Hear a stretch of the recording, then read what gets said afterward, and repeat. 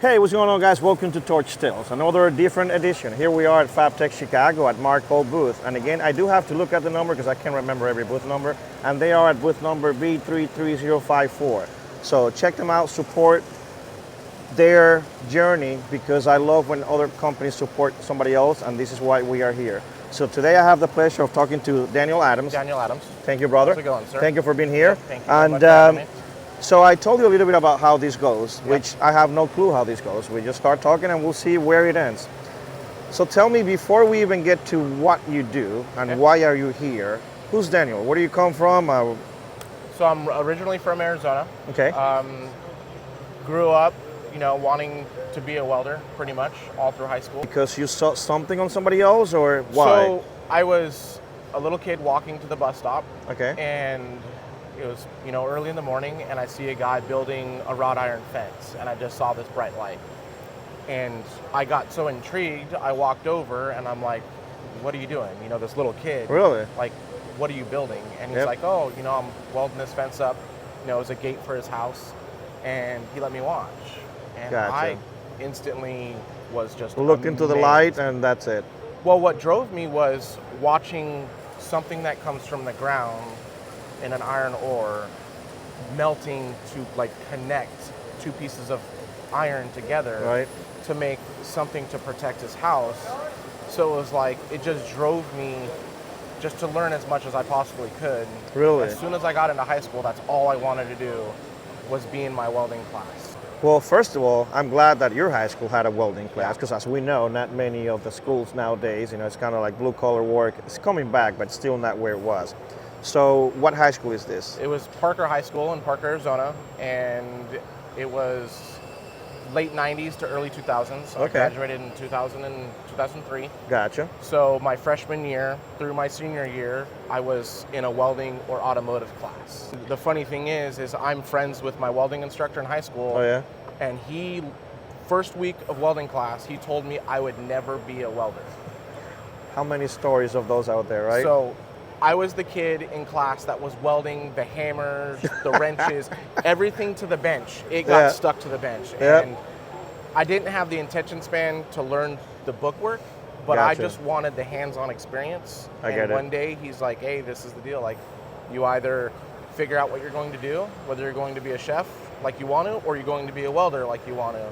And as soon as that clicked, it was like, I want to weld. Really? And that's all I wanted to do. So through high school, as you're learning, first of all, what processes were you exposed to in high school? So everything. So, GMOS, SMA, Gotcha. Utah, TIG, stick, MIG. Got it. The first thing we did was we learned how to stick weld. Okay, of course. Okay, and then we went into MIG welding and then TIG welding. Yeah, work your way up to the, Work your way up to where everybody wants to be a TIG welder. I know, right? It's got look how pretty. Yeah, look at the rainbows, look at the nice beads and stuff like that. But back then, we didn't have the technology. 99, it doesn't sound so far away, but it's pretty far away. In computer world and welding world, that's 100 years. So we were, welding with a number 8 and a gas lens, and 330 seconds, thoriated tungsten, red tungsten was all we would run. Right. And it was, once we got into the TIG welding, that's when TIG welding stuck, because it was, I don't like sparks, I don't like a lot of stuff, so stick is great. I can stick, I can MIG, I can TIG. I prefer TIG over any process. But you found your niche under all of, Right, absolutely. And I think in the welding industry, that's really great, is because you have some really great stick welders in their niche, you have some really great MIG welders, and you just have really great TIG welders. And everybody kind of... You guys know I interrupt my guests, right? But then again, it's my show, I do whatever I want. Just kidding. When you started doing TIG, did you know that you were going to be good right away, and do you consider yourself good? No. So, and that's a really good question. So, to about 8 years ago, I was a very mediocre TIG welder. I could get the process done. Everything looked really good, but I didn't really fully, wholeheartedly understand the process. The metal itself. Right. So I'm, 41 years old now. So 8 years ago, I was a mediocre welder. Gotcha. And then when I left Arizona and moved to North Carolina for my current employer, I realized that it was time to take everything to the next level and just become the best I could be at TIG. So what happened that you think that you got to the next level? That what was it that you did that took you to the next level? Coming to FABTECH. Really? Yeah. So my first FABTECH was in 2018. Okay. I came to FABTECH. I came greener than ever, walking around, just seeing stars. What is this place? Yeah. You know, and then I met, you know, Dabs Wellington. I met a bunch of the guys that I had set up on a pedestal. Yeah. When they're just normal guys, they're great at everything. Blue collar, just Right. like every one of us, right? But I walked in thinking like, you know, I walked up to Jody Collier and I had him sign my welding hood. Yeah. I'm like, I have Jody's signature on my They're hood. not going to talk to me. No, and I'm like, Yeah, they're not, yeah. but then they're like, oh yeah, man, nice to meet you. Like they just treated me. One of us. Right. I went to an after party, you know, CK Worldwide was holding the after party, and Yeah. I went to that after party, and they just treated me like everybody else. And I knew right then that I belong here. I belong here. And I was like, it's time to make myself known and prevalent in the industry. And that's when everything just kind of flipped. So at that time, were you already using social media? Barely. Barely. Barely. Because It I was know a you have personal two page. accounts, I believe, right? So I have my personal account, which Yeah. is under FockerFabs. Correct. And then we have the company account that I help run as well. Gotcha. And that's under CT Race Worx. Got it.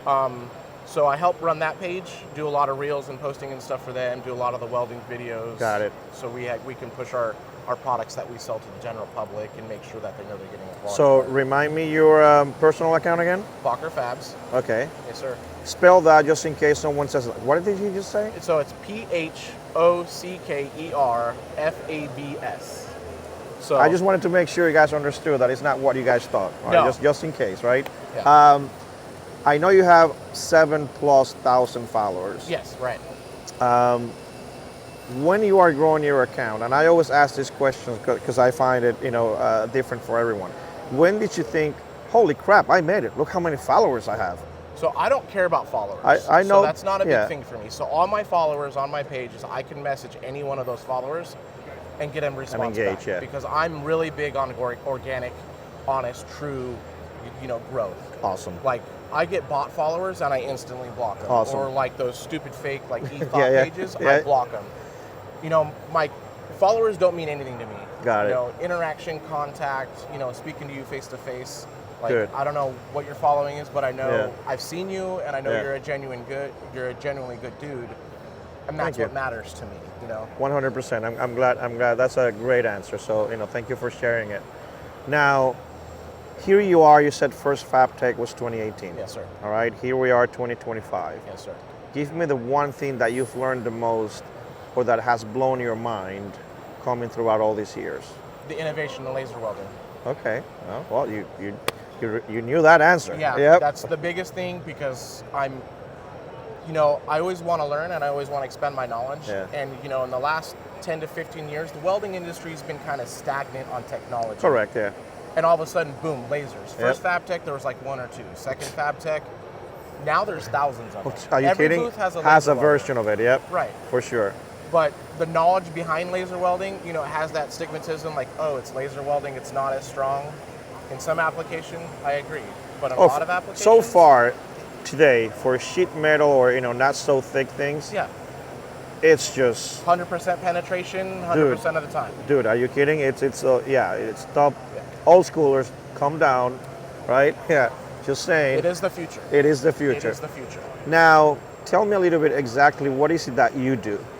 So I work for CT Race Worx, Okay, also known as Carolina Truggies. That's the original name of the company. gotcha. We are pretty much the leaders, one of the leaders in the UTV industry. Okay, So we build performance suspension parts and UTV components to make your UTV stronger, live longer. A lot of our names are like Bulletproof Gusset Kid or like Moab because our bumpers are really strong. gotcha. So we use a lot of strong names to name our stuff because we know the product that we build is good. Got it. So not only do we do that, but we also build race cars. So Okay. I am one of the fabricators. I don't call myself a lead fabricator anymore in the company. Wait, Whether hold it's on. here, but it's here. It is. So I have a fabricator underneath me that I think is an equal. I've had him for 6 years. Got it. And his 6 years, he's probably has my 20 years of knowledge. Got it. So, but we build off-road race cars, mainly for Can-Am. So we take the Okay. Can-Am Maverick R, the Yeah. Can-Am X3, as you see in the background, and we go win races.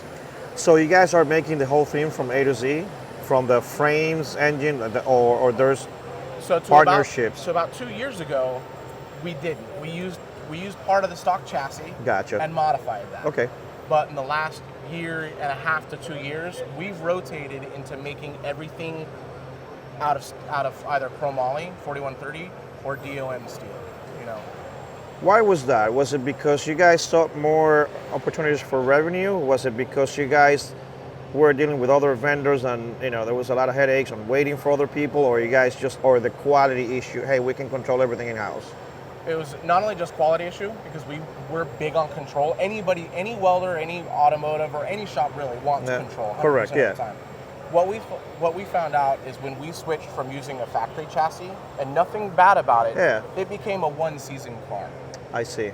So when we started going to 100% two-built, 4130 or DOM chassis, it became a multi-season car. So Gotcha. we're saving, our race cars turnkey range from 140 to 200,000. That's why I don't have one, guys. I mean, it's a house. Yeah. Like, it's a house. It's a nice boat. Yeah. It's So with that investment, we made the switch to make everything last longer for the race driver or the team owner, whoever owns the car. Got it. Of course, it makes sense. It makes sense, and that goes with any quality product out there. You can either go buy one at the corner store that's going to last you a weekend, or just buy a better tool that's going to last you a lifetime. Same concept. So tell me a little bit about how you connected with Markal. The booth that we are in, and that they're gracious enough to let us have this space here. So you're not just a customer. I'm an end user. Yeah, of there you go. And I don't support something I don't believe in. Okay. I'm not here to get free stuff. Yeah. That's not my goal. I was going to give you one, but okay. I mean, I have two. I'll give you one here. So, my favorite marker. All right. Is the needle nose marker. Tell me why. Okay. So this marker here is because of the needle on the tip. Okay. This is the marker I carry with me everywhere I go. Even when I'm not working, and I'm out at a restaurant, out playing, going to a game or going to a race or something, this is in my pocket. Okay. A fabricator should always have a marker on him because you never know what you need it for. But this marker here I like because it'll get in the hole. If you're doing like transferring from a hole or even marking a tube, I like it because there's not a big, the main marker's down there to where I can see where I'm actually marking. Gotcha. So this is my favorite marker. So how long ago have you known about the line? It was FABTECH. FABTECH. I walked by the booth, and I saw it. And back in California, I was doing some contracting work for another welder. Gotcha. Another shop, and he had them back then. And it kind of clicked. And I messaged him when I went by the booth. I said, "Hey, Thad, are these the markers you use?" And he's like, "Yeah, absolutely." I was like, "All right, cool." So I got a sample from the booth, took it back to the shop, and used it. Got it. So you just mentioned California. You moved from Arizona. So I moved from Arizona, went to work for Monster Energy Drink Can-Am in San Diego, California, and then moved from San Diego to North Carolina. Gotcha. You think Carolina, that's it? That's where you are? That is the end location. Yeah? Yeah. Cool. What is it about it that you like? The people. Cool. The people. Yeah. I go home 2-3 times a year, and I do social experiments. I'll walk through the airport in I like that. Las Vegas. Hey, somebody, you give them the up nod, Correct, of course. Hey, what's up, man? Or walk through, hi, how's it going? Have a good day, or you open a door for somebody. And it's weird for them. It's a weird interaction. Yeah, it's like, why are you so, do I know you? Why are you nice? And I've had friends say that, like, hey, where's the Daniel? Now it's changed kind of like to where, you open the door, you're the last one in the door. I know, yep. So moving to the East Coast, I never had that people interaction on the West Coast. Sitting at a gas station for an hour, I saw this guy. He had what we know as a donk, which is, it's a car with big wheels and stuff. Okay. And I was admiring that car. Gotcha. And I sat there and talked to him for an hour, and it was a nicely built car. And I'm like, really, you don't get that on the West Coast. They just, okay, cool, thanks, bro, and then drive off. Exactly. But the dude was so intrigued that I liked his car and sat there and talked to me. So I was like, when that happened, I was like, man, this is great. This is it.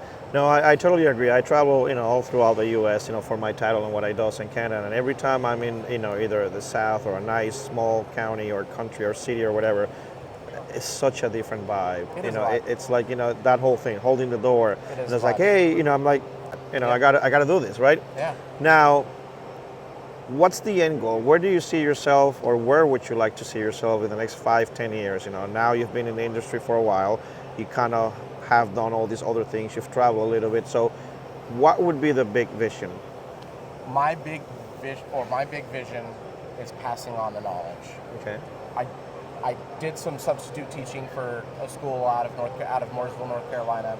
It was good, but like passing on the knowledge and doing more of a educational side to where people get rid of the stigmatism of, hey, I have to say I'm this to get this, when I just want to tell people, hey, just be genuine and honest, and everything will fall into place. You know. So that the end goal is to realize, like, there's enough here for everybody. Yep, exactly. Companies want to help everybody. Yep. And I want to teach people to be genuine. Cool. That's well said. Well said. I mean, you know, that's such a, I can see where that comes from. Yeah. So thank you for sharing that. Well, Adam, I want to say thank you for Okay. not only the years that you've been in the industry, because of you support the welding industry the right way. What you just said, you know, just passing that torch forward, literally. I also want to say thank you to Markal for having us here, allowing us to just have this conversation in their booth. Is there anything else you would like to say? So, as you see our video Yes. is playing in the background, Cool. you know, we've won King of the Hammers, All right. which is, so this is our driver, Kyle Cheney. That's a car we built. So we built this, the owner of the company I work for, Alex Reed. Okay. You know, and this is people walking around the car Gotcha. as we won. So this year we disrupted the industry by winning the truck class. Really? So we beat Ford, we beat the big guys this Damn. year in a glorified golf cart per se. You know, that's pretty much what they started out Yeah. in the early 2000s.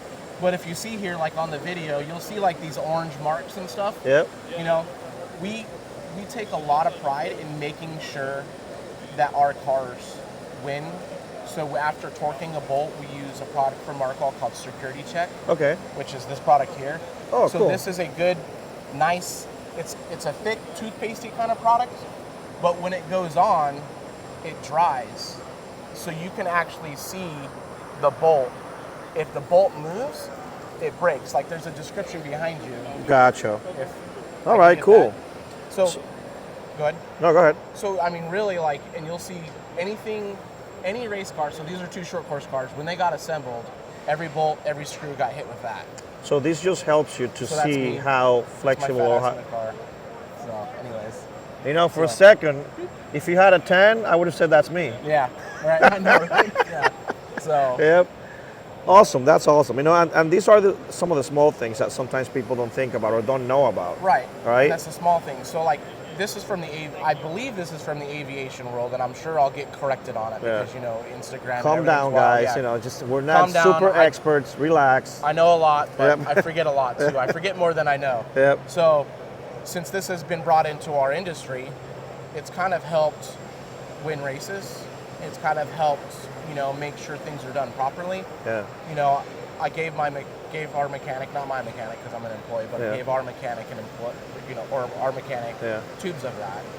And we were, you know, now every car, when it leaves the shop, it has that on it. So when we sell a car and it's got the security check on it, you can see that the car was assembled properly. Gotcha. And I'm a firm believer in, if you're not doing things 100%, then don't do them at all. Hey, why do it? Yeah, You know? it's very easy doing it right the first time. Absolutely. You know, having to go back and refix somebody else's. Yeah. Yeah. And you Awesome. know, Well, I'm glad that you found something extra that works for you. Yeah. You know, so that's awesome. So there you go, security check. security check. Yep. Use All right. it on everything, not your skin. Yeah. Not your Yep. skin. Yep. So, but Good closing. Yeah. Yep. Adam, thank you, brother. it's Daniel, Appreciate. not Adam. You know, So I'm gonna call you out like you did me. It's Daniel. thank you. Yep. Thank you for doing that. You know what? So I could have just looked at the tag, right? Yeah. But again, yep. the tag Dan- that has now rotated because your Daniel. mic is pretty heavy, man. Well, It's all good, when though. we're Yeah. this big, what can I Yeah. say? Daniel, thank you very much. Thank Really you, sir. appreciate you, brother. It was nice talking to you. You got it, man. Yeah. You got it. Thank you, man. So, All right, guys. See you on the next one with somebody else. Because Yep. if they keep saying yes, who am I to say no?